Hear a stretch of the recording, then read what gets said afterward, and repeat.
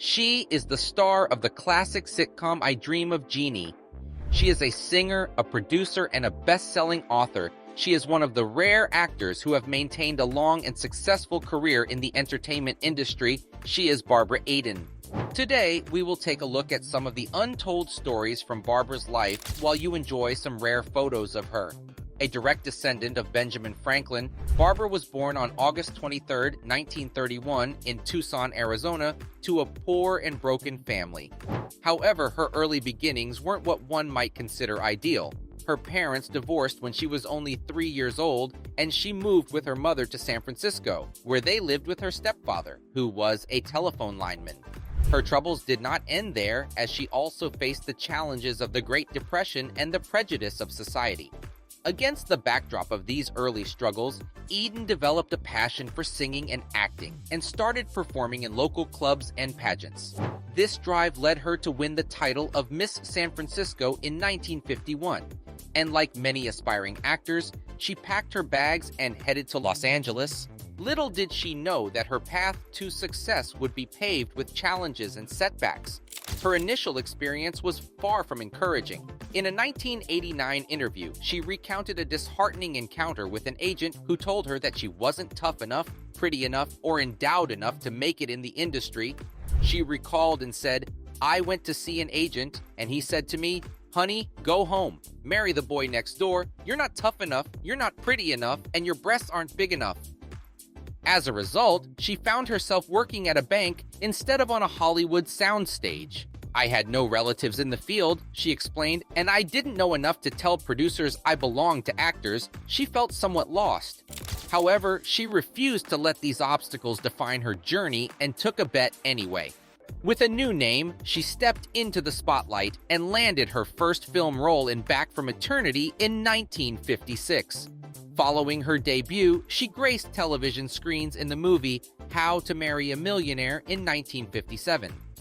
Her star continued to rise as she became a semi-regular on The Johnny Carson Show. Barbara's talent didn't just stop there. She made notable appearances in shows like Highway Patrol, December Bride, Crossroads, Tarnished Angels, The Brass Bottle, and an array of others. Despite all these achievements, it took her a while to get recognized in Hollywood, as she often played minor or stereotypical roles such as damsels in distress, love interests, or blondes with big breasts. However, it was not until 1965 that Barbara's career would take a momentous turn. At the age of 34, she was cast as Jeannie in the NBC sitcom I Dream of Jeannie. The show revolved around the misadventures of an astronaut, Captain Tony Nelson, who discovers a magical bottle containing a beautiful genie named Jeannie. Barbara portrayed this character for an impressive 5 years, spanning 139 episodes. The NBC series garnered respectable ratings, earning Barbara 2 Golden Globe nominations during its run. Despite its solid performance, the show faced tough competition in NBC's primetime slots, leading to its eventual cancellation. She was so stunning and often caught the attention of her male co-stars. This included Welsh singer Tom Jones, who approached her when she appeared on his TV variety show. "Tom Jones was wonderful, and of course he propositioned me," Barbara said. "I said, 'Tom, I'm married.' He said, 'So what? So am I.'" Such advances were quite common for Barbara. She even shared an interesting encounter, recalling how she was once approached by the future president John F. Kennedy. Back in 1957, while at an airport, a man approached her and asked if she'd like to meet the then Massachusetts senator. She agreed, and they exchanged brief greetings. "As I was boarding the plane, I put my hand in my coat pocket, and there was a note that said, 'Call me,' and a phone number," she wrote. "I binned the piece of paper, but I wish I still had it." The list of admirers just doesn't end there.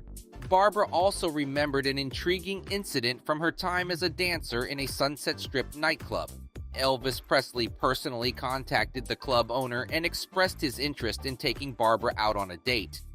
"At the time, I thought the owner was joking, and I didn't give it much thought until 1960 when I worked with Presley on the film Flaming Star. He tried to seduce me by confiding his vulnerabilities to me."